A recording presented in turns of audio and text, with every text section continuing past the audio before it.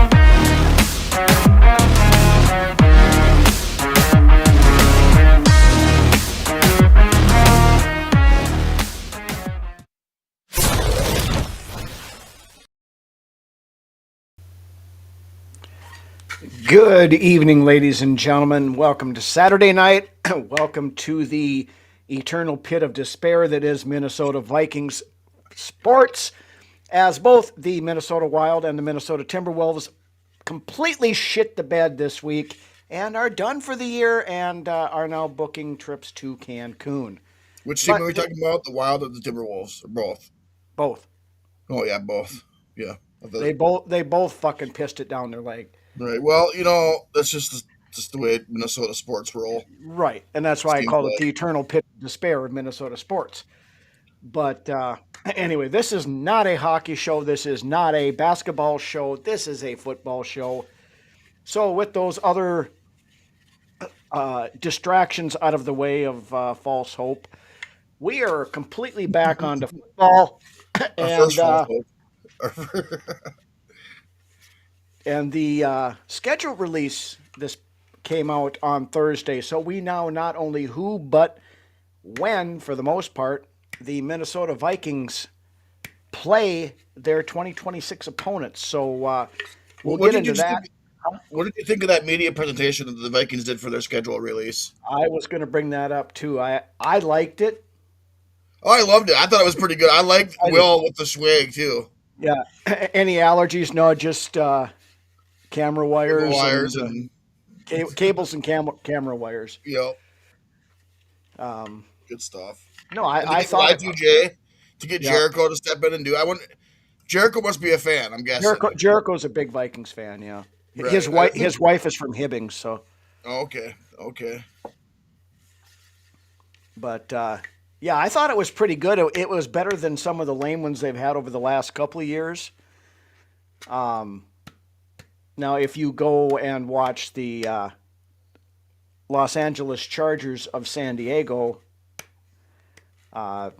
they did, it was like a Halo one. And I believe they were the only team to go there because they're playing the Patriots. So there was a reference in there, we'll put it that way. If you want to see what it was, go back and watch it because we're not going to get into that. This is not Maury Povich either, so.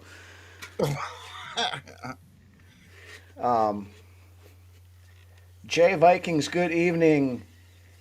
Norsefius, good evening. Rhino's Horns segment.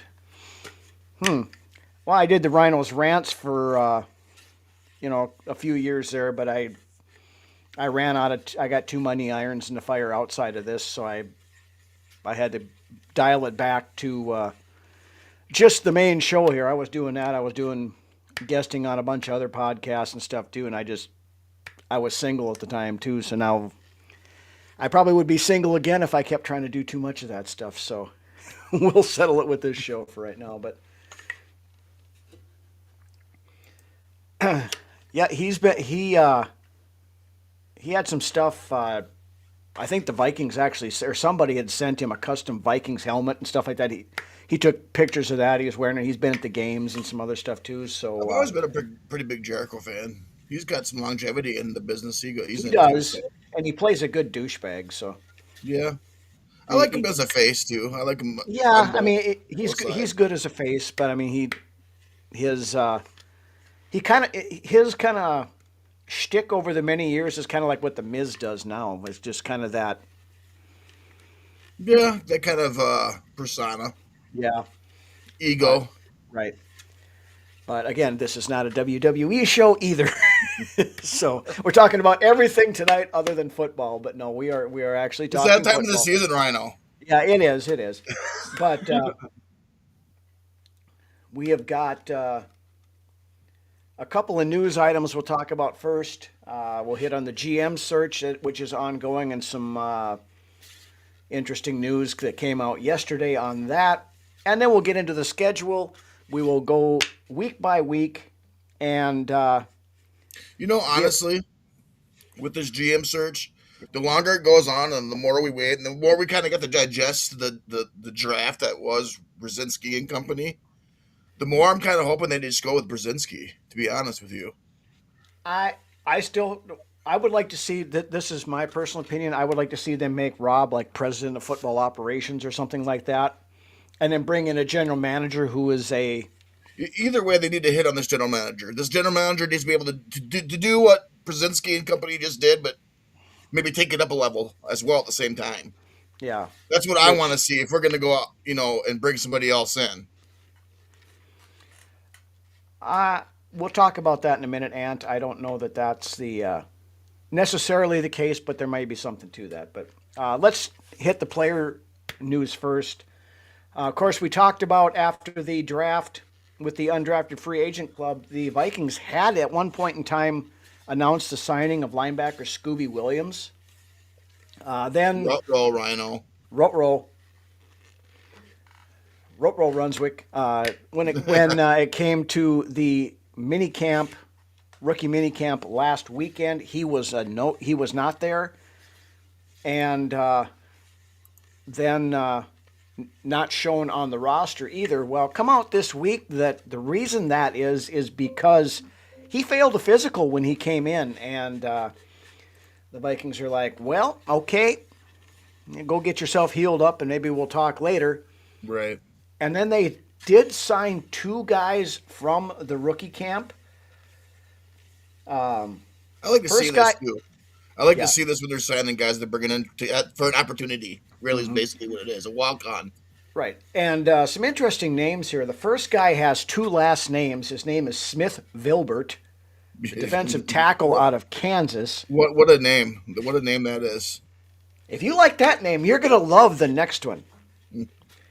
So since we were short a linebacker with Scooby Williams did not signing, the Vikings signed linebacker Bangali Kamara. I don't know if she is Diana Rossini's sister or what, but that's all I'm going to say about that. Stay on I don't know target. who Allie is, but they'd be, Stay on target. let's pull that back out of the weeds. Stay on. But then now also, I think it was Thursday, I believe it was. They also signed another wide receiver, Terrell Davis, not that one, out of Oklahoma State. And in order to make room for him on the roster, they released linebacker edge rusher Jordan Bethello, the kid out of Notre Dame that they had signed as a UDFA. So still making some moves and still fine-tuning that. I like the comment there, Jay, for sure. I do too, and And that's my biggest concern. When they also said that Kevin O'Connell is taking part in some of the virtual interviews that they're doing this first round and stuff. I don't want my head coach helping to hire the guy that's supposed to be his boss. If that's the case, you might as well just let the head coach have all the fucking Yeah, Belichickian type of, or a Harbaugh type of coach, where you just have all the power. yeah. I don't like having him in there, but of course the guy I like even having in there even less is Andrew Miller, which that guy just You don't want Grigson? no, I don't want him in there either. I At thought he was least his favorite choice. At least he's not an actual candidate. That whole thing earlier was just a speculation that he might be some. Stir the pot up. He better not be a candidate. He doesn't even. He can get the faster we can get him out of the building, the better. Honestly, Right. But that's the thing with some of this stuff, and listening to some of the different shows this week. There's a concern I have in here with if they keep Brzezinski or even bring in maybe some of these guys that have ties in one way, shape, or form. Are they going to keep or be forced to keep the scouting staff we have around here, or are they going to be allowed to bring in their own guys? that's And interesting. I think if Brzezinski's the guy, you're gonna go with status quo right now. right, Honestly, which I don't like that idea because I think our scouting department needs a well, shakeup. I don't know the way this draft has panned out. The way it's really settled in my stomach, which it's a big stomach, but the way it's settled in my stomach, I'm feeling better and better about this draft every day as the days pass. Yeah, I have a lot of confidence in this draft that we just had. I I feel think. like there's gonna be at least 6 guys contributing this season coming up. Well, we better hope so because we've only got we haven't had 6 guys contribute out of the last 4 drafts. So Right. But I have a good feeling with this class that we have coming in. I hope so. But yeah, with Drew's comment here that the GM not having a whole lot of say, I'm wondering if that's not a lot of the reason why Chargers assistant general manager Chad Alexander declined the interview and respectfully withdrew his name from consideration on Friday. Interesting. I mean, you got to get somebody in here sooner than later, or you just go with Brzezinski. But then, at the same time, if you just go with Brzezinski, why don't you just announce that? Why don't you just? Yeah, you could have Why promoted. wait so long? You could have promoted Brzezinski from within and not had to go through this whole dog and pony show of interviewing other I don't know about candidates. what about the Rooney Rule though? Is there a Rooney Rule with that where you With have an, to at least? I believe with a internal promotion, you do not have to Okay. do the Rooney Rule thing. Now, correct me if I'm wrong, but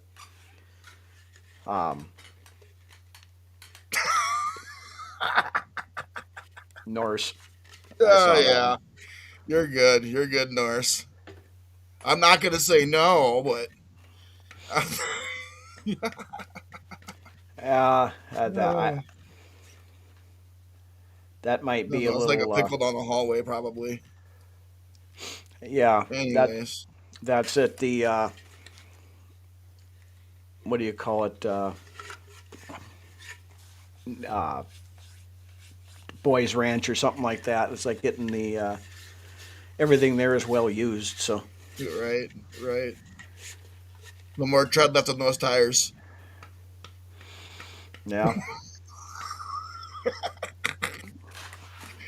That's anyway, I why said I we're was not bringing the actual comment up and putting it up. We won't go there. no, but yeah, I said we weren't going to go there, and then we went there. So Made me laugh, that's North. that's why this show is live because we do shit like this. We're Just Vikings Uncensored. all right. We're not Vikings. No, we better not say that because it might piss somebody off. No. If it's funny, we're going to say it. If you don't think it's Right. funny, fuck you if you can't take a joke, I guess. But Uh, whatever. Anyway, a couple other new names that got pulled into the GM search this week. Lions assistant Ray Agnew. We had talked about him before as a potential. Now he officially is. I think that they did request an interview with him.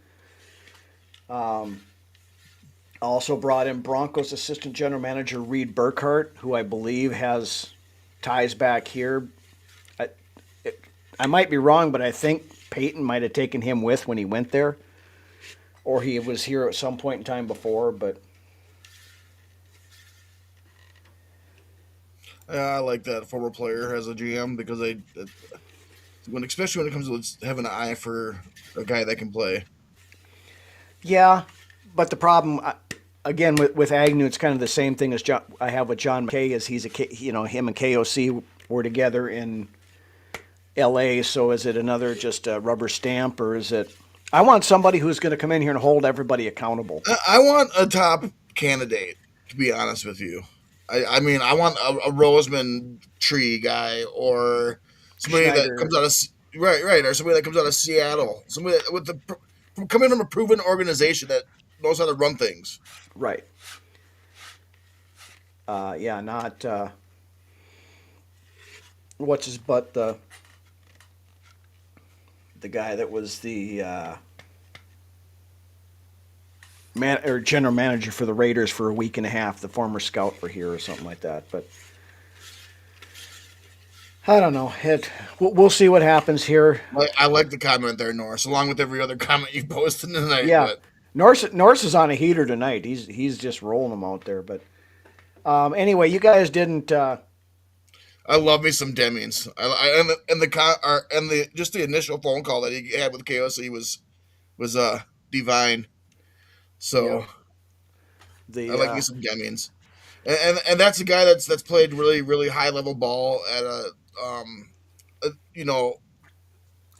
he's played really he's been the big man playing with a bunch of boys in the division that he's been put in to coming out of college.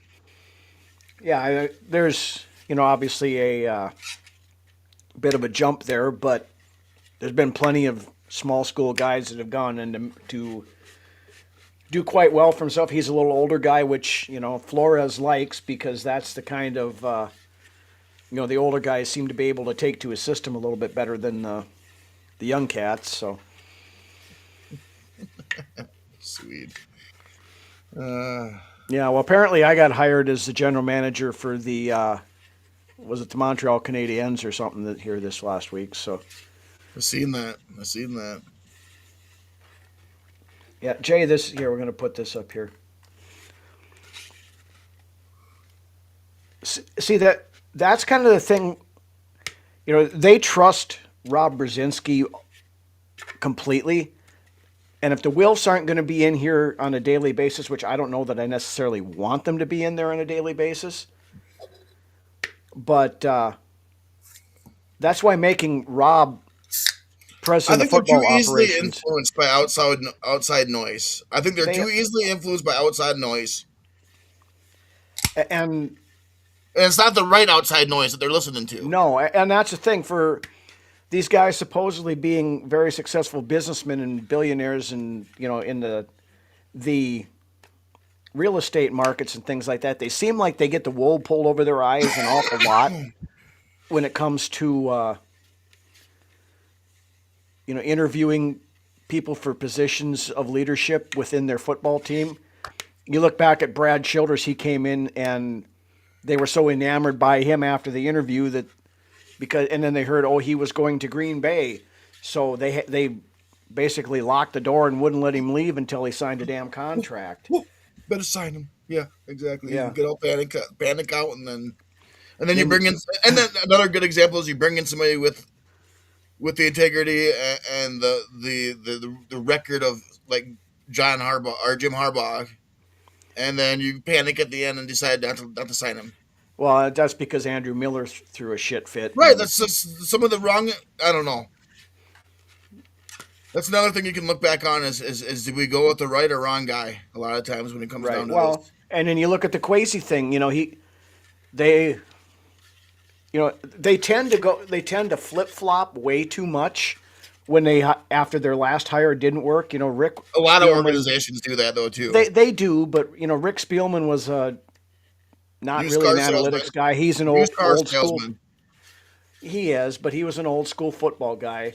And So then he they, obviously the pedigree for football logistics was there with Spielman, with his brother being a professional player at one point in time, and then him having the comeuppance in the business. But right. But then you went the whole new age such and such, with Quasey, who was supposedly this whiz guy and everything else, and then he's just a nerd with a spreadsheet that hid in his office all the time. Good evening, Doc. GM choice has 0. Yeah, it doesn't. It absolutely doesn't, Drew, because for the most part, the players that we're going to have are the players that are here already. But it's a news item, and we're a little short on news for a couple of weeks here, so we killed 20 minutes with it. But since again the big thing this week, the schedule release, so how about we roll into the schedule, and we will break down all 18 weeks and give our predictions on wins and losses and see where we're at the end of the year here. So starting off, season opener, the Minnesota Vikings. Before we get going, all right. This is kind of something have been thinking about the last few days. Okay. But how safe are Eric Wilson's and Blake Cashman's job there at the inside linebacker position?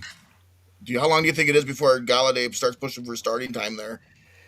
Well, Cashman's on the last year of his deal.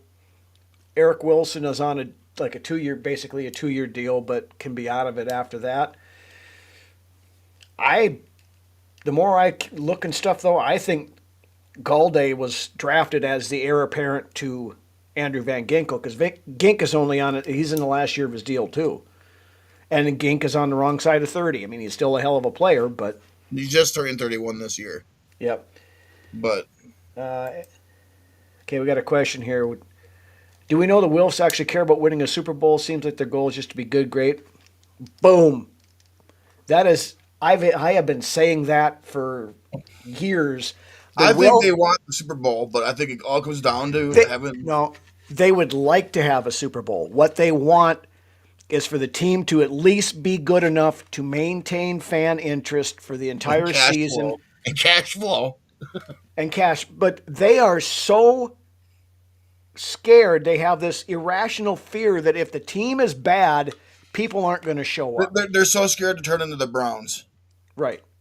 So that they would just rather be middle of the pack. They've owned the team since 2006. They have 3 playoff wins in that. I don't know. I truly think they do want to have a Super Bowl franchise, like a high regard. They would love to have a Super Bowl, but if it came down to if you put these 2 things on the plate for them, you can either be consistently decent, get into the play, because if they believe if they can get into the playoffs, anything can happen.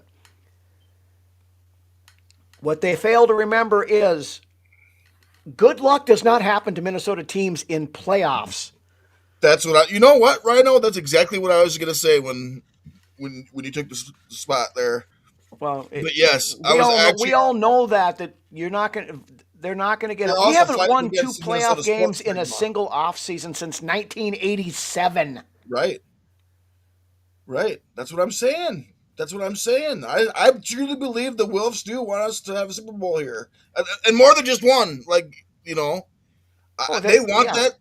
They would their fans. They would absolutely love to have a Super Bowl. But not every team. But they're not willing to make the tough choices and allow, that whole competitive rebuild bullshit. It's such as the NFL, though. Not every team gets, I guess, that luxury. That's just what it makes it. It's professional sports. It's rough sometimes, especially in Minnesota here. Yeah, you're not wrong, SA. I mean that's. I've had that thought about the Wilfs for the longest time too. You could say that about any player or any coach that comes here too. I feel like nobody feels it more than the fans, Rhino. Right. Nobody feels it more than the fans themselves that have watched this team for years and years and years. Not guys that they bring in from fucking Tom, Dick, or Harry City. You know, from we've lived it. We've lived it. We've watched it every Right. year with our eyes. Yeah, the Obviously, Wills are from New Jersey. They were Giants fans. They saw Super Bowls. it goes back all the way to coaching and players that come here. They really, they really don't understand like No, us, the fans, do. right. So, but And anyway, that's why let's when we get a championship, it's going to be so amazing. if we're We're still due. if we are still around and cognizant enough to be able to realize that's going to be my thing. Yeah, it'll happen before I die, but it'll be when I'm 92 years old and have Alzheimer's and not be able to understand it anyway. And then we go on a dynasty. Then we go on a Kansas City, New England dynasty run, but we don't get to enjoy it. Yeah. Anyway, let's roll over to the schedule release. So, give me 1 second here. We're going to do that. Then we're going to do that. That sucks too. I remember that. That 41-0. 41-0 Rhino. Yeah. How does that even happen? With Chris Carter and Randy Moss on your team. Because the Giants were stealing radio I still to communication. this day believe that too. I still to this day believe the Giants are stealing signs. They absolutely were. I mean, it's a poorly kept secret. And of course, they're not going to let it out there because the Giants are the Giants and everything else. But anyway, let's start off with the schedule here since we're already half hour into the show and we haven't even got there yet. So, week 1, the Minnesota Vikings open up at home. I love this opener. 3:25 p.m. Central I Time. don't like that though. I hate the fucking late games on a Sunday. Most of the Vikings games this year are late games. We only have, I think, 4 noon games. I hate that. I hate that because then I'm not a fan of it either because, you're dependent on the prior game not going into overtime. well, usually, for local, they'll cut in. But, I like being able to watch the game at noon, and when it gets done, I can go out and take care of shit I need to do. Now you got to get the shit that you need done, and then be in by 3 o'clock to watch it. Drew, this was my first point I was going to make. The Vikings are getting the Green Bay Packers at the very best time possible because Micah Parsons, the way it's sounding, is likely going to go on the PUP list and will not be ready for at least the first 4 weeks of the season. Ugh. Yeah, that's rough. Yeah. I would hate to be there. I would hate to have had that type of day. But yeah, absolutely. Not having Micah Parsons going to be huge for Green Bay that day. I can't. It's a great way to open the season against the division rival in Green Bay at home and in front of the crowd. I think so too. And like I said, it's a great thing for it. Kevin O'Connell's first game as Vikings head coach, coincidentally, was versus the Green Bay Spanked Packers them. at home. We didn't fucking run that whole first drive on offense. But we spanked them. We made an example out of them that first week. Mm-hmm. That was impressive. And that, then everybody gets all fired up about Kevin O'Connell. Right. Of course, we end up going to the playoffs, and then, of course, we had the Donna Shell. If we'd have had the Flores defense year 1, I think we win.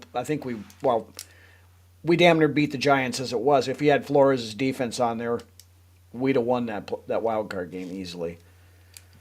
Oh, I guess without the Donna Shell? Without the Donna Shell defense, yeah. God, what a fucking throwaway year that was with the Donna Shell defense. All right. So, week 1, what do you got? Win-loss versus the Packers.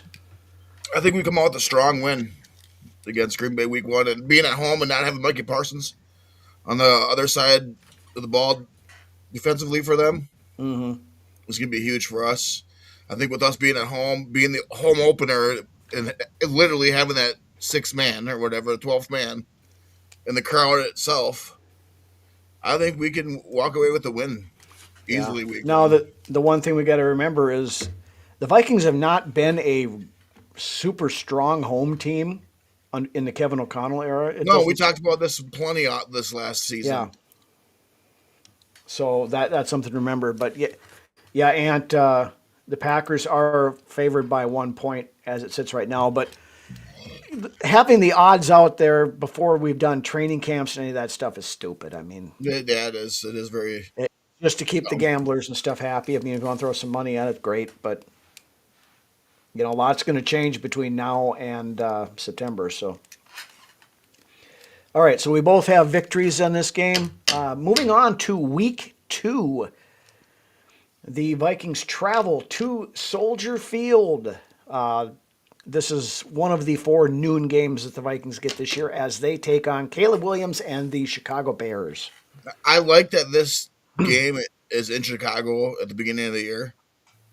I think that has a huge advantage for us. Another thing is that we're 4-0 at Chicago since KOC took over. Yeah. And early, I like the fact that it's early in the year. So true, Norris. I know that Rhino just put that up too, but so true. Yep. Home field is a lot. Home field at the Metrodome was a lot better than home field at US Bank Stadium so far. Shoot me. But I'm just saying, it seems it's like a lot. I mean, US Bank is obviously a lot better stadium, but yeah. All right, what do you got for this game? Yeah, I'm going to go 2-0 in the division as well against Chicago at home. I mean, just the stats, just the stats from previous seasons are pointing towards both winning both games to start the year. 4-0 against Chicago in KOC's time, and the last time we played Green Bay to open up the season, we spanked them pretty hard. And like Drew had mentioned about a minute and a half ago, Kevin O'Connell also had 3 months to prepare for Green Bay that time too, as he does right now. So I mean, we got all off season to prepare for Green Bay, as they do us as well. But missing the key players that they are, 2-0 for me coming out to start the season. Okay. And another little spicy take here. The last time the Vikings started the season with back-to-back divisional games was the last year of the Les Frazier regime. So, wow, 2013. So you got a victory. I'm going to do the same here. I'm still not completely sold on Caleb Williams. I like what Ben Johnson's doing over there, but we went into Chicago last year and beat them. With J.J. McCarthy came out that opening week and takes Strays. Yes, that is that. You can take that any number of different ways, but we'll just leave it at that. Anyway, all right. On to week 3. The Vikings travel to sunny South Florida, or Central Florida, to take on Baker Mayfield and the Tampa Bay Buccaneers. I think Tampa Bay is going to have a rough season next year. I think they're on the downward trend.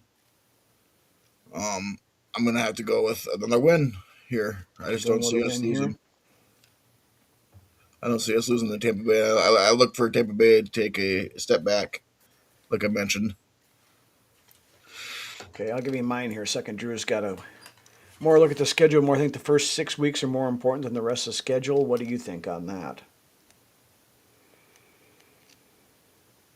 I think it's definitely a time where you got to try to make some hay. I think you're catching some of these teams in the right time, in the right place. And you're catching a couple of winnable games in the right time, in the right place, in that 6 week span. Mm-hmm. I don't see Miami being much of a threat either, or New Orleans. They aren't quite there yet either. Yeah. Tampa Bay is tricky for me. I think they're starting to age out, like roster wise. They need that influx of youth like we did this going into this season. Mm-hmm. Yeah, I don't disagree with you on that one. But the Vikings typically, or at least in recent years, have not played very well in Tampa Bay. we really haven't played well in Tampa Bay historically. I don't believe. Yeah, I believe I mean, back in the old days when they were part Mike of the. Allstott was running all over our ass all Yeah, but I day. mean, I'm talking before that, back in the old days when it was the NFC Central and Tampa Bay was part of it, and they were Mike Allstott awful. was a hell of a player, by the way. Yeah, but I'm going to go a loss here. I'm. I think the Vikings have some of those trip up games every once in a while, coming off two division victories. I think it's a spot for 11, so I'll say loss. I'm going to say 3-0. Okay, I'm at 2-1. Okay, week 4, we come back home again. Another 3:05 game. So this is the third 3 o'clock game or 3:30 game out of the first 4. Hosting the Miami Dolphins. They're kind of a dumpster fire right now themselves, and a lot of it comes down to Malik Willis's confidence in himself and how it's looking at this point in the season. Yeah, If he starts out where he could go, and if he starts out winning those first 3 games, I mean, he's got the talent and all the athletic ability in the world, but it's a confidence thing, I believe, with Willis, and that's what it's going to come down to whether how it's looking at week 4. yeah, but the problem is even, and this is not even anything really to do with Willis. What do they got down there anymore? They got rid of everybody. That they are unofficially, I believe, okay And with they're in being a absolutely dumpster rebuild fire for mode. 2026 because they want to try to get into that Yep, I believe they're sweepstakes for absolutely in the Arch rebuild mode. Manning and Dante Moore and those guys next year. So Miami doesn't look any differently than Tennessee does right now, to be honest no, with you. Miami's a dumpster fire. This is a win for us. Yeah, so I'm going to go 4-0, sitting at Okay, 4-0. you're at 4-0. I'm 3-1. Filipino fan club is in the house. Good morning, Nympha. Jay, that's exactly my point on there is I think it's too much of an ask for Willis to carry that team. Like you guys have been saying, there's nobody the down there. the only offensive weapon they really have right now is Devon A-Chain, Achan. right, and he's aging out too. Yeah, So I mean, but we've got the new and improve or the new Williams Wall up there, hopefully with that could very well be a fucking 31-0 game. it's yeah. It'll be interesting. It won't be 31-0 because Kevin O'Connell will feel bad and pull back when 13-0. when they're up 17 to 3. You know that's good enough. We don't want to hurt their feelings. So Right. all right, on to week 5. We have a noon game this time. New Orleans. We go down to the Bayou to take on the New Orleans Saints and Tyler Shuck. I think they're right in the middle of a rebuild, and they're only a quarterback away from maybe being relevant. Um, that defense is really underrated, I think, in New Orleans. Um, really, it comes down to Shuck here too, as well. Where is he sitting at developmental wise? Mm-hmm. Um, this could be a game. I'm not going to give us the loss here against New Orleans, but they're going to be a lot better than what they were last season, I believe. I think that they're a team on the upswing. Tyler Shuck I mean, he played pretty okay at the end of the season. Yeah, Drew, that I got that same the feeling in my gut. You Yeah, know, that's what. Yeah, yeah.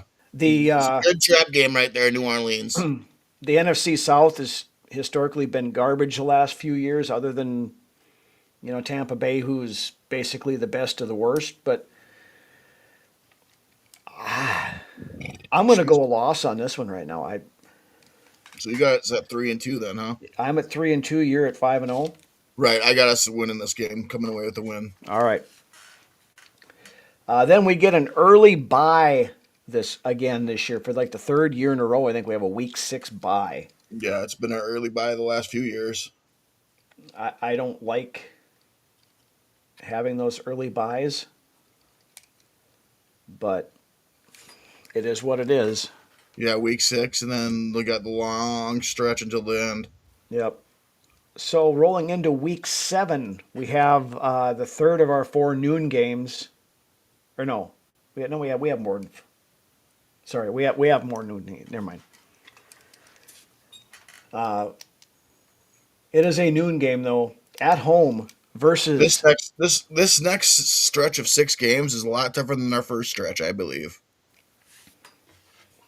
Or this next stretch of 6 games is more difficult than their first 5. Yeah. It would not surprise if we're sitting at 3-2 at the bye, like I have them sitting right now, and Kyler Murray doesn't look good. That's assuming Kyler Murray wins the starting job, which I think they're going to give it to him. But that could set the stage for J.J. McCarthy to roll out against Indy after the coming out of the bye. That would be a good if you're going to make that change and it doesn't look good to begin with. So I'm going into looking at the schedule with the assumption that our quarterback play is going to be much better than what it was last season. Whether that be McCarthy starting this season or Kyler Murray starting this season, I'm going into this looking at the schedule and the games themselves, thinking the quarterback play has got to be better than what it was last season, and bringing in Murray is going to is the variable that's going to make it work but on I, both I, I sides. I don't trust Kyler Murray, and I don't trust that Kevin O'Connell can play to Either Kyler JJ Murray's has strength. developed enough to the point where he beats out Kyler Murray in a competition, or Kyler Murray steps in and does what JJ McCarthy wasn't able to do last season. Then you say, why did Kyler even start? Because they say it's going to be an open competition, but I still don't know that I believe that. Because basically, J.J. McCarthy is going to have to so vastly What outperform Kyler Murray in preseason to win the job outright to start week 1. what you don't want to have happen is fans clamoring for one quarterback in week 4 to start playing because the other quarterback that is starting isn't playing very well. But if the guy who started the first 4 games isn't playing well, you know that's going to happen. Doesn't matter which one it is. Absolutely, but that's not a good sign for the remainder of the season at all. That's a bad way. That's the worst thing that I believe could happen coming into this season. I agree with Drew on this one. It's If Murray sucks, he doesn't win that competition. competition. Right. That's just it. I need to see JJ be able to beat Murray in a competition. I need to see that happen. Right. So anyway, back at home against the Colts, week 7. What do you got here? This is where we face our biggest test so far this season, I believe. Outside of the first 2 games of the season, I'm going to say that. But I'm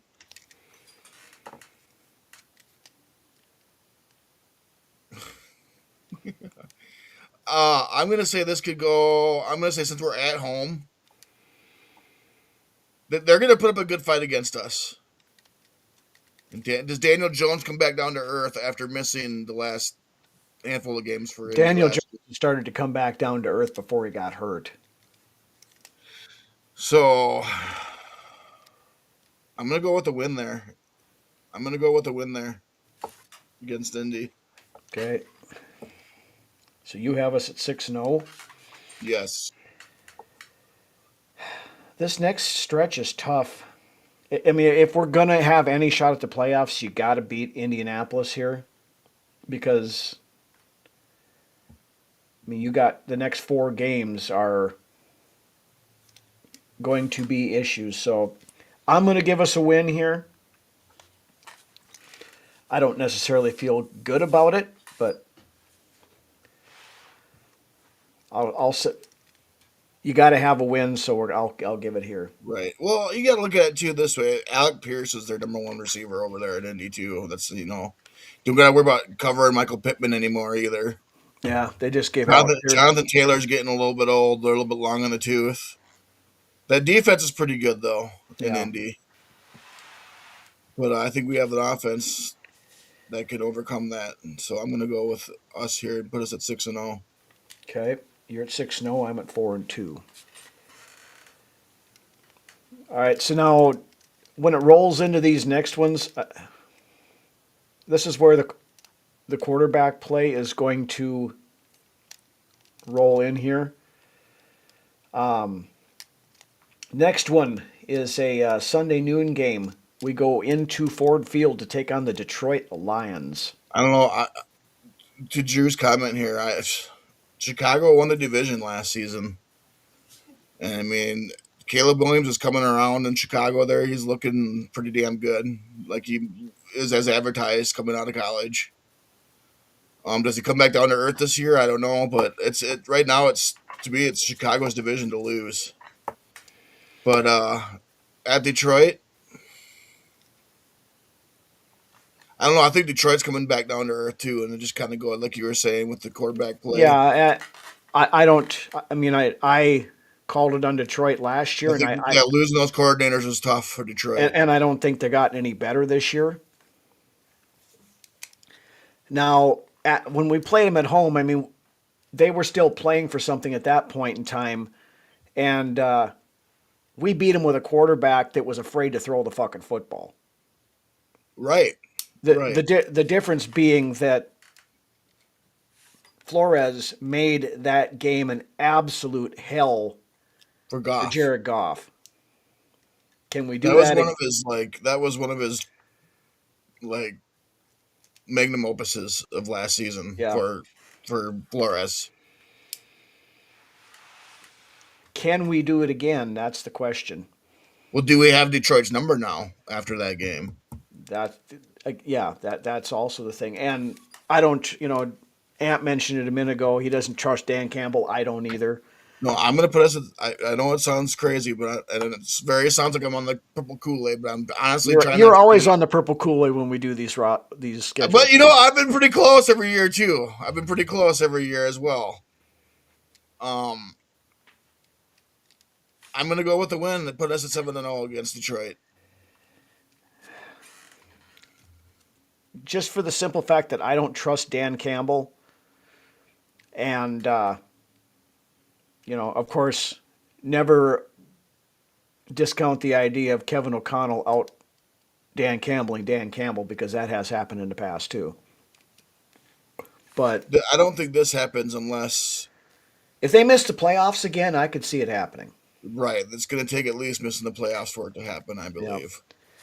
Because they had a lot of patience with him. And there's times in his first 3 seasons where Campbell could have easily have gotten fired, and they stuck with him. Yeah. So I'm going to call it a win against Detroit here. I don't trust Detroit. I do agree with what Drew said here about Chicago getting all sorts of help last year. Chicago got the same help last year, basically, that we got in 2024. Everything went right. We got all the lucky breaks, all that kind of stuff. I agree, Drew, but how much did Caleb develop in that time? And having Ben Johnson helps. It absolutely does. Yeah, Ben Johnson's is huge there in Chicago. There's no doubt about that. And like I said, I mean, Chicago, they got help, but how much along the way did Caleb improve and develop as well? And once you get that confidence, especially with a player like Caleb Williams gets that confidence, that's huge for that team in Chicago. So, and that's a young, hungry team that has a lot to prove, just like we do here, just like the Vikings do at this moment. Yeah. To be fair, Drew, the Lions did make the playoffs one year and fired their head coach, and who the hell was it that was their coach at the time? He's a defensive guy. Can't think of his name. If you can remember who it was, put it in the comments. But anyway, moving on. Next game, Thursday Night Football at home against the Buffalo Bills. Mm. This next three game set is it's a rough going. No, it wasn't Schwartz, Ant. After Schwartz. Who was the guy after Schwartz? It wasn't Matt Patricia. No. God, no, it wasn't the homeless Teamster. Oh, I think I know who you're talking about too. It wasn't Schwartz. It was what the fuck was his name? I don't even want to get now. My brain is stuck on that. Mm-hmm. But I know who you're talking about. Yeah. Okay. I'm Anyways, not saying it's going to happen. I'm saying I wouldn't count it out if they fall flat on their face. But versus Buffalo. Vikings uncensored, Norse censored. Jim Caldwell? No, it wasn't Caldwell either. No, it wasn't Caldwell. It was a. Or was it Caldwell? Yeah, it was Caldwell. Was it? I think it was Caldwell. Gosh, what was the other guy's name that I'm trying to think of? That it's not Caldwell. It was. Yeah, he was like coach for 2 years. Wayne Fonts? No. Anyways, Buffalo. What Anyway, do you got for Buffalo game for I think this is a loss. It's at going home on to Thursday night? at home, but it's prime time. We historically play like crap in prime time. Prime time. In Rod prime time, Marinelli we played like was it crap. Marinelli? No, could have been Marinelli. Okay, that was the name I was thinking of. But yeah. Anyways, I Yeah, mean, right. Yeah, it was called. I'm pretty sure it was Caldwell. That was the one that what I was.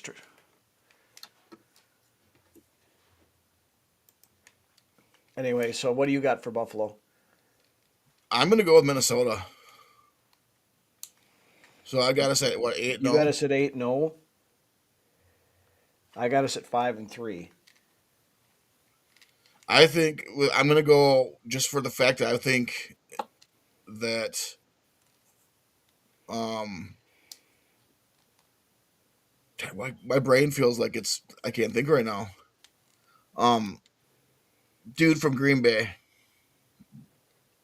big time linebacker Parsons, gonna be Michael back for Parsons this next game, should be. Yeah. and then we're in Green Bay. I'm gonna give us our first loss against Green Bay. Okay. Put us at 8-1.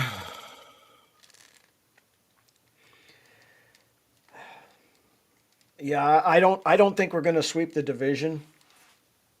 I would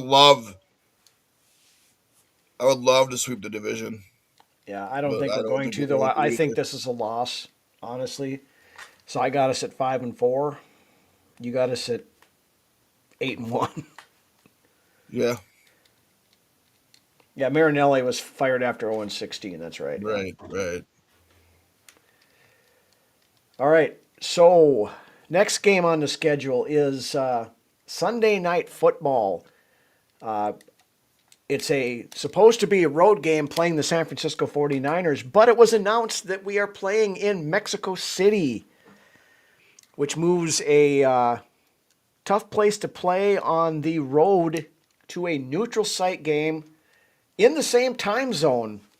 So those are all pluses for us on this one. The altitude is something that could be a little bit of an issue.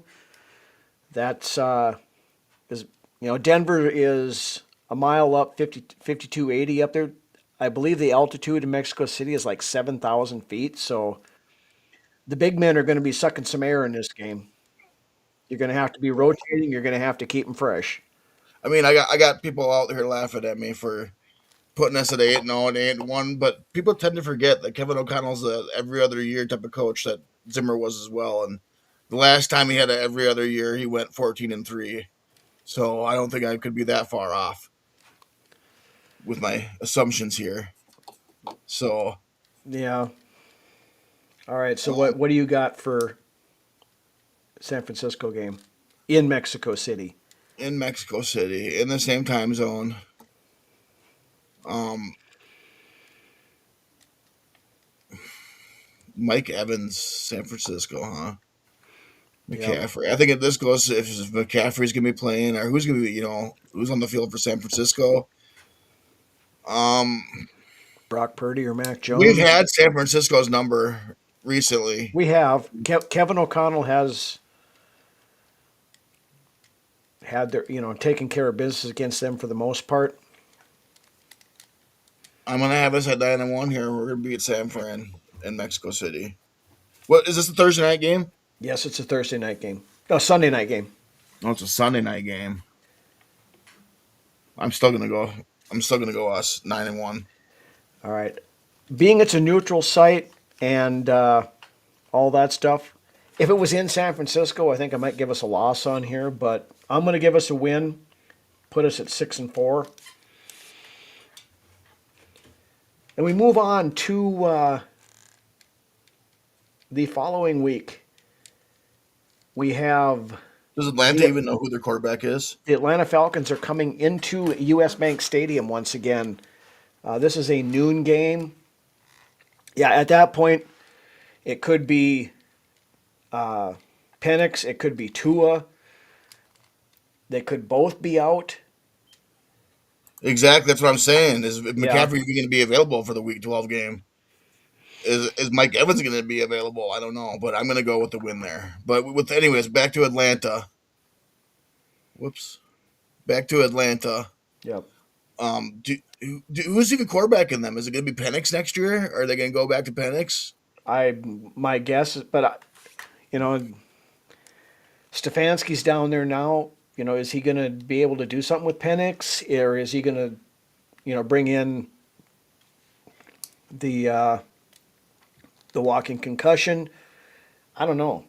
I mean, this is a transition year for Atlanta, in my opinion. And by all means, it's pointing to that with the new head coach taking over and not really having an idea of what you're going to do at quarterback yet, as far as if you're just going to go roll with Penix or if you're going to look at bringing somebody in or what you're going to do there. So, I mean, and we're at home.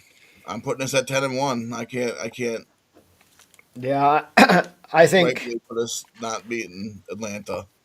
the Vikings got But embarrassed. Atlanta whooped our ass last year. They spanked us Yeah, like I said, with Michael Penix they we got at embarrassed. home. We got embarrassed at home by the Falcons last year. I don't think that happens again this time. So I I have would us at hope that O'Connell would have us more than prepared to not lose against Atlanta. So yeah, I'm gonna have us at 10-1. okay. I got us at with a win here too. We're at 7-4. On to the next I week. think Carolina sneaks up on a lot of teams this year, and I think we happen to be one of those teams. You're going to give us a loss with I'm Carolina. going to give us a loss against Carolina. All right.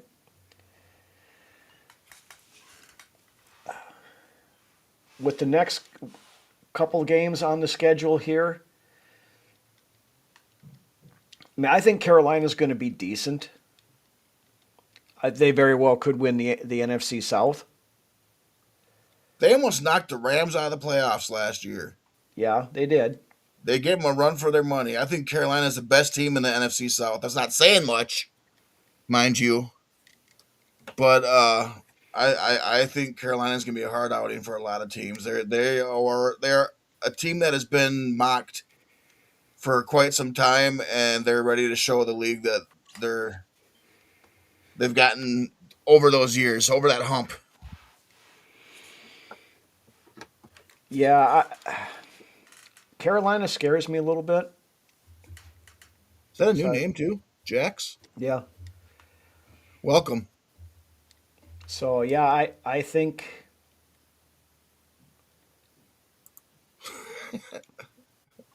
You guys are all over me tonight. Maybe I am. Maybe I am. But yeah, I'm gonna have to give us a loss here with Carolina too. I just I don't have a good feeling in my gut, and I like what Carolina's doing. Their defense is good.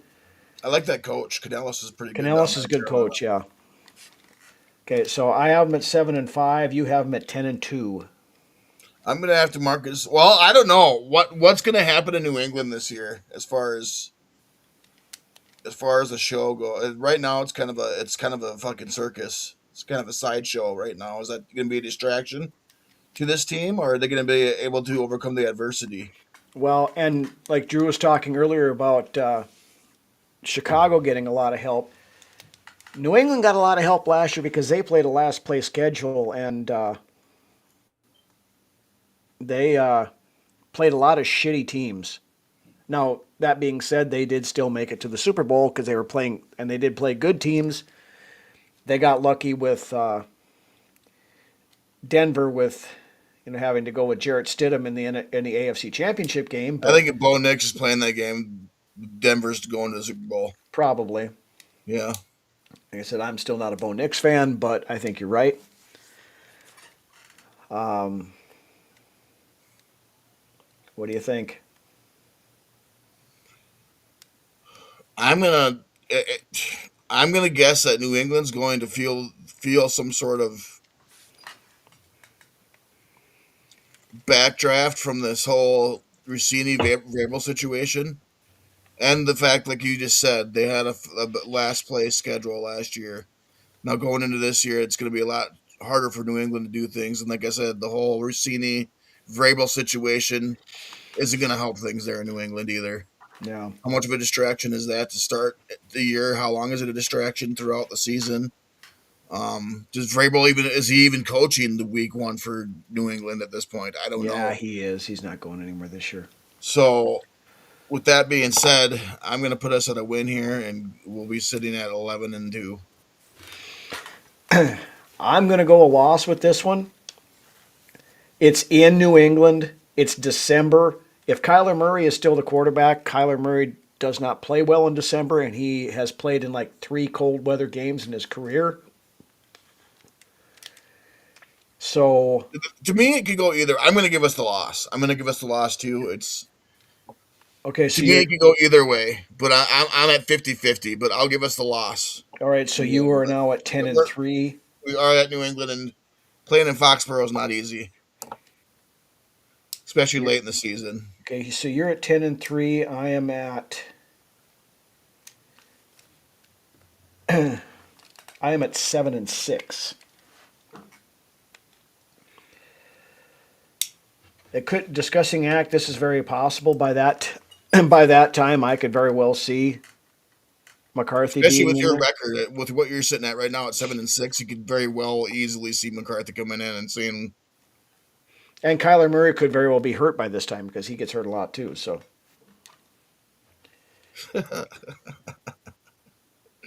yeah, hey, I'm not going to disagree with you on that one, Jax. But I'm used to this because Lance always tends to get the I have a purple homer shades for this on when team, we start doing this. but you know what? I'm close a lot of the times. Close only counts in horseshoes and hand grenades, my friend. Yeah, All right, next game on the schedule. We actually host this time the Detroit Lions. This is a 7:20 p.m. game. I'm guessing this is a Sunday night game. yeah. Detroit at home. We're winning this game. Okay, so you got us at now 11-3. I'm going to give us a win on this one too. I think we sweep the Lions. So this last part of the season, the teams, if they're going to make a playoff push, they got to do it here. So I'm giving them a win against Detroit. Yep, 11-3 for me, and you're at 8-6. Yep. Washington, we're winning. I mean, I don't. Jaden Daniels right now is going to be playing. He's got a lot to prove this season, going into this coming season. Yep. And So talking does about, you know what? So does their head coach, in my opinion. that's Dan what I was Dan just going to say.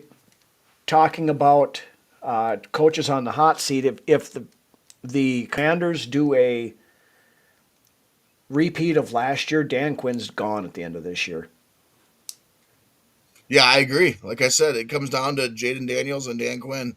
Yep. I, So yeah, I'm giving us a win against I think Washington here as Washington goes well. back to what we have typically become knowing Washington to be, a team that can be beatable. And I'm going to put us with the win over Washington as well. Okay, so you have us at 12-3. I have us at 11-6 or 9-6 right now. All right. Then on to the last two games of the We're not year. losing to the Jets. We're not losing to the Jets. I'm gonna probably put us as a win on that. The Jets are probably arguably the worst team in the league right now. I don't know that you can argue it, Right. other than maybe the Arizona Cardinals, but because there's going to be a lot of teams that are going to be I think trying the to. Cardinals are going to surprise a lot of people. I don't think the Cardinals are the worst team in the league. I think the Browns are worse off than the Cardinals are. But I Yeah, also well, believe there the there Cardinals. is going to be the conglomeration of the whole bucket of suck that's going to be vying for that number one position and the right to draft Arch Manning, most likely. Your normal batch of sucky organizations. Yeah, and the Jets, they have a table reserved at the front at the bottom of the order every year. So, yeah, if we lose to the Jets, we don't deserve to make the playoffs. The Jets did have a really good draft. I will give them that, but Cardinals are already tanking for 2027. I think they are, and that's why I put them in that list. I mean, I don't know that the Jets are going to surprise people this year. The quarterback situation I don't think they're there. going to surprise people. I think they're a couple of years away from Yeah. surprising anybody themselves. All right. Hold on, Drew. We haven't got to playoffs yet. So we're both giving the Jets a win here. So you got, let's see, 5, 10, 11, 12. I get All a right. hint of sarcasm with there, Drew. Just a tad bit, just a dash of sarcasm. All right. So you are right now at 13-3, and I am at 10-6. This is going to be a big game to end the year, and I don't foresee either team sitting their starters just for the fact it is a rivalry game, and I think both of us are going to be battling for seeding. Seeding, I mean, this could be like it was a couple of years ago, but when it came down to us in Detroit getting that number Yeah. one seed. Well, with your record, it would be, yeah, but with mine, no. No, But it could determine whether or not the Vikings make the playoffs at this point in time. what are you sitting at 9 and? I am at 10-6 right now. Well, that's getting us in the playoffs. That's getting us in the Ten and playoffs, six should get us in, yes. right? But it's I don't. But this could this be for the division? It's possible between the Bears and the Vikings. Yep, I think it's for possibly the division and maybe the number one seed. I don't I think think Chicago. Chicago. I don't think I think Chicago's Chicago. going to I be must be that thinking good. Chicago's a lot better than what they are, but I think they're a much improved team. I think they're just as good as they were last year. I think they might be better as well. So they're the Eh, division champions until proven otherwise. So And you were doing a repeat of 2 years ago and going 14-3. I think this last game is going to be a tough. I'm on the fence right now. I'd like to hear what you have to say about this last game. I think at 10-7 or 10. I'm at 10-6 right now. I think 10-7 probably still gets you in the game or into the playoffs. It'll be Caleb Williams close. is split with us every season and Yeah. beating us at home both times. Yeah, and I had him. That's the thing. I had him winning week 2. Now to be fair, if we could cover a fucking kick, we'd have swept Chicago last year, Right, right. and then we would have made the playoffs, and we actually would have won the division, even with the horrendous quarterback play that we had. So, I'm gonna give us a win against Chicago here at home. I think the Vikings are going to get it done and get into the playoffs so that they can let us down in the playoffs instead of.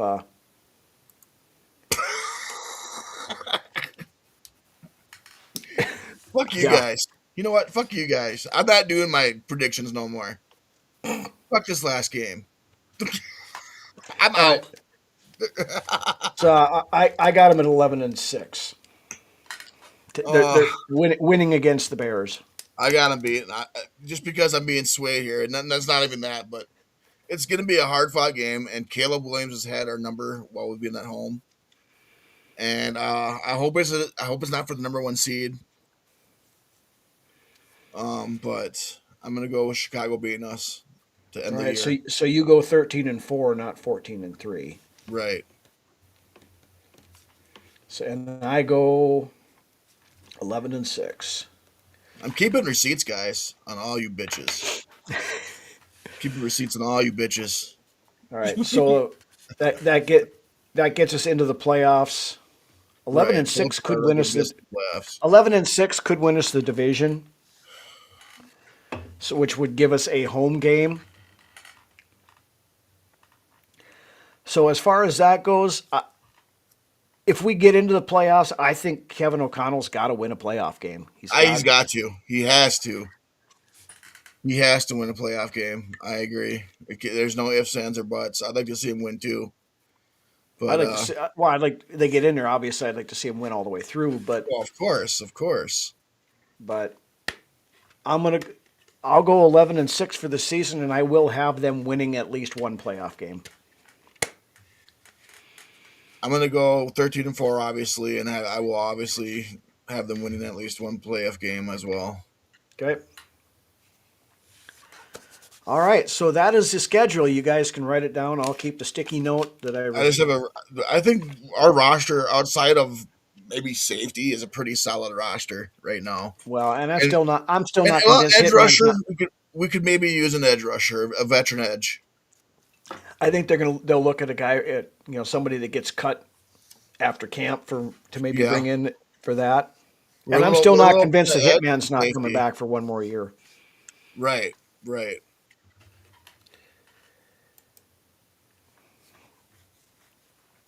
We'll win But one I hope game. not. We'll win one game first, Drew, and then in the conference round, we'll hear Wild that card. excuse because he will have either tried to get cute and threw a 40-yard bomb on 4th and 1 when they could have ran for it and got the first down and kicked a field goal to win the game. But If KOC can win a playoff game this year, I'm happy. Obviously, I want more. I want us to go all the way and win it all. But if KOC could finally get over the hump and get that monkey off his back and finally win us a playoff game, I'm happy with that. all right, I'm going to write this down too. You can put this on the notes so you can come back and tell me I'm full of shit or whatever. But I'm going to say that playoff victory that we do get, J.J. McCarthy is going to be the winning quarterback in that game. That's crazy. That's a hot take. That's a hot take.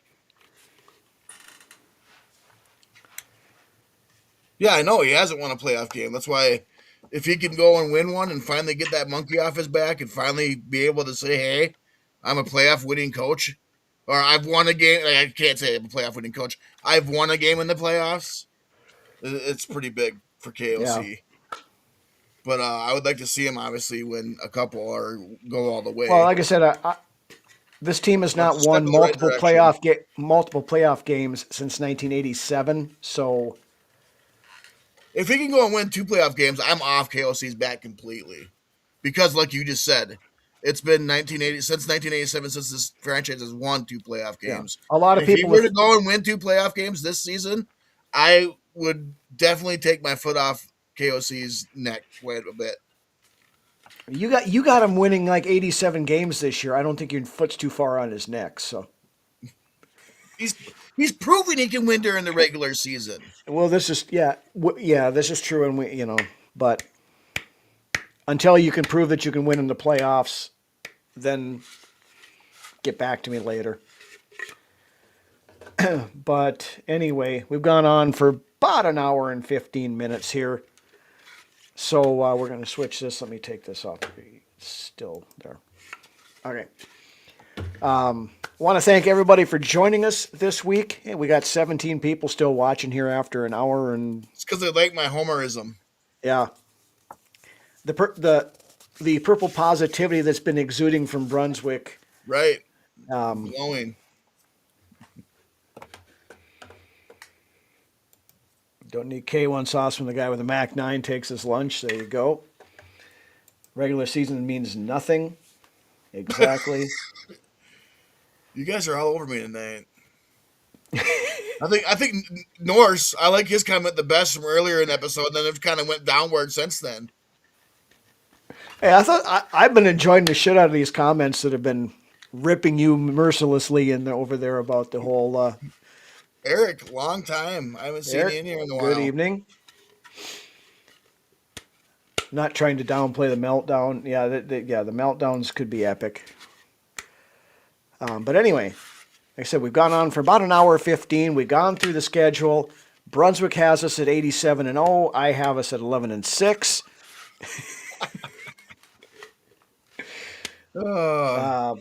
Hot take. We each have them winning at least one playoff game. I have JJ McCarthy. I went on record as saying JJ McCarthy will be the starting quarterback and the winning quarterback of that playoff game. So, I know it. You guys can give me that. If I'm going to give this shit, I better be able to take it. So, yep, absolutely. But want to thank everybody for joining us as always. Bringing it in the comments section. You guys do a great job. That's why we do these shows live, because we love interacting with you guys. And having a great time with you guys as always. Look for next week, midweek show again, most likely. Back to the summertime schedule, just the way things work this week. We had to do it most on likely the weekend. Thursday is what I'm thinking. Thursday? Yeah, Thursday. Okay. We got mini camps coming up, or OTAs rather. So glad you're here, Jax. Thank you for joining. You had some great comments, and Tell all your other always good to Vikings see a pals. new face. And you're always welcome here, Yeah, tell your other Vikings pals. unless Another show. you're Twan from Chicago. Then he can go fuck himself. But beyond that. But with that, again, thank you, everybody. If you have not done so, hit that like, hit the subscribe, follow us on Facebook, follow us on Twitter and YouTube, as always. And with that, Brunswick, why don't you take us home? Right. All over what Rhino just said for sure. Facebook's probably our best bet when it comes to really knowing what's going on with Vikings Uncensored and when shows are going to be. So yeah, and that's where we get monetized. So if you could follow there for sure, that'd be really appreciated. Yep. I love you guys. No matter if you're giving me shit or not, or you're Especially all when you for, give him shit. right, or you're all for my takes and love them. I love this team. I've loved this team since I was a wee young lad, and Since he was all a of wee us, lad.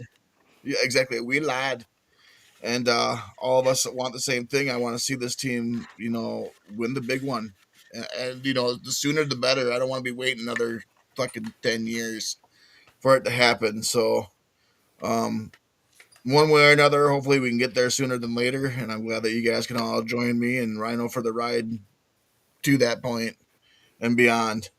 So we'll see y'all next week, Thursday. Aubrey and Millie, if you catch this episode, I love you and miss you guys very much. Skol. Have a great rest of your weekend, everybody.